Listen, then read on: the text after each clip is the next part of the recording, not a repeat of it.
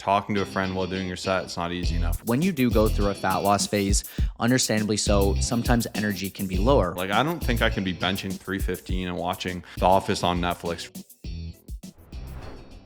Well, now we're going to jump back into our mailbag with our second question. And that is, I've been eating quite a bit less and making good progress with fat loss, but I noticed my workout intensity is kind of low. What are some ways to bring back intensity in my workout? Yeah, so a question I actually got asked recently, and this was from a client who has lost about 15 pounds now, which is awesome. And so I wanted to, share once again, what's awesome about the one-on-one check-ins is I'm able to dive into their specific journey, where they're at, see what their carbs are like, see what their calories are like, talk about supplements if needed and everything like that. But I did want to share some different thoughts in terms of intensity, right? Because when you do go through a fat loss phase, understandably so, sometimes energy can be lower, right? Your body wants a certain amount of calories, you're feeding it a little bit less, sometimes significantly less, depending on how big your deficit is.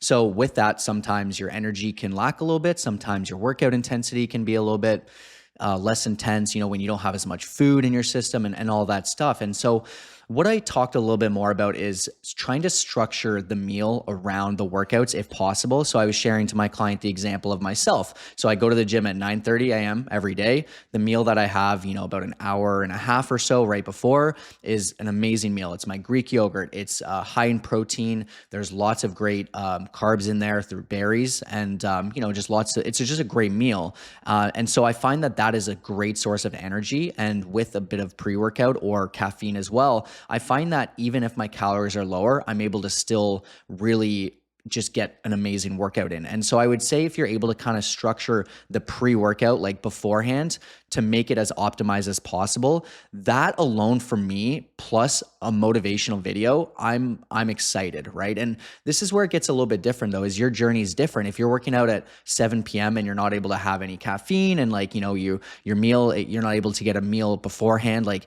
it might be a little bit more challenging. But I will say, if your intensity is a bit lower, if you can spend a little bit of time just working on your mindset and thinking, you know what, I'm going to sit here, I'm going to be very intentional, I'm going to go in, I'm going to watch Ronnie Coleman lift a couple plates, maybe 7 plates aside before my big leg day for a 3-minute motivational video, and you're very intentional, and maybe even like you find different things to be motivated about, whether it's like a strength goal that you're excited about. And that's where, even like, not to get too deep on this, I really try to spend a lot of time to help my clients set specific goals that aren't just fat loss related. Because if I have someone who wants to lose, and my client Matt's a great example, he's lost 45 pounds. He's gone from 285 to about 240 in the last 24 weeks, but he also wants to increase his bench press, and he has a bench press goal. So what's motivating about that is that it brings up the intensity subconsciously when you think, okay, I want to become stronger. I want to become better in the gym. I don't want to just reach his fat loss goal, but I also have a performance-based goal. So it motivates you and naturally brings up the intensity as well. So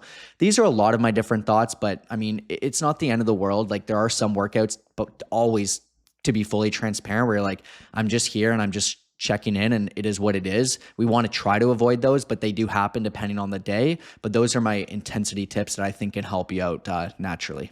For most of you, the best thing you can do is do not disturb on your phone. Stop scrolling Instagram, stop looking at Love Island quotes or something in between, whatever it is people do. You can get on rabbit holes in your phone. Like, be present in the gym, lift heavy weights that force you to be present. If you're on your phone during a set, it's not easy enough. If you're talking to a friend while doing your set, it's not easy enough. When you're actually lifting heavy weight that's challenging you, it's hard to hide. It's hard not to have that intensity. My next biggest tip is track it. I have all my clients, they put a Y or no each day. Did they work out? Yes or no? Intensity on a scale of 1 to 10. What does this mean? It means something different from everyone. Most of my workouts are a 10. When they're not good, they're not a 10.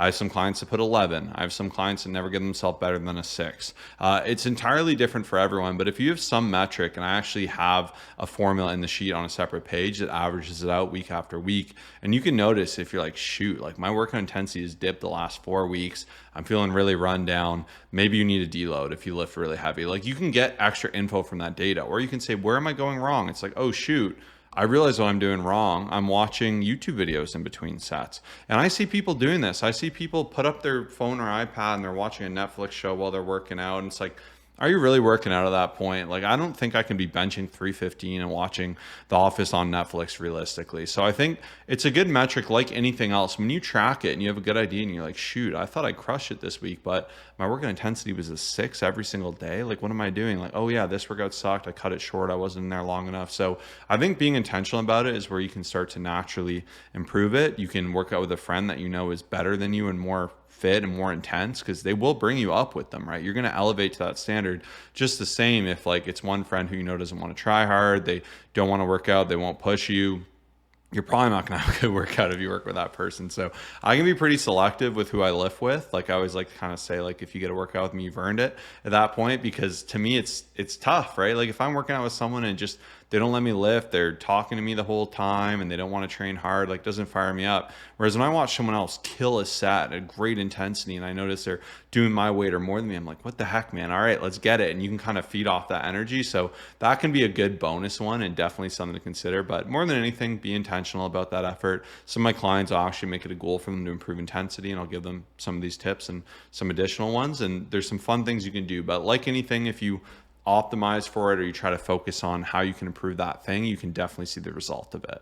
Yeah, even just analyzing that data is key that I didn't mention. I know Josh did, but like if you notice, okay, I'm in the gym, 2 days this week, I had to go at 7 a.m. They were 9 out of 10 intensity. And then the other 2 were at 7 p.m. because I had to wait for equipment consistently. And then it was just everyone talking to me and this and that. Like, if you start to notice that data, you're like, okay, well, now I can change it. Like, now I can make the adjustments accordingly. Or if like the 2 days you were really low intensity, but then you went like straight from work, you had like nothing before, no food wise, and then you went right there, that could be another indicator as well, right? So it's nice to be able to pay attention to what's going on between like your most intense workouts when you're fired up, and like notice the key differences between the ones that you'd give yourself like a 5 out of 10 or a 6 out of 10 and be like, how can I get myself to an 8 or a 9? A lot of people just go about life and they're like, I went to the gym anyways, it's all good. But the people who want to really succeed, when you pay attention to this data and make the adjustments necessary, that's how you get to the next level.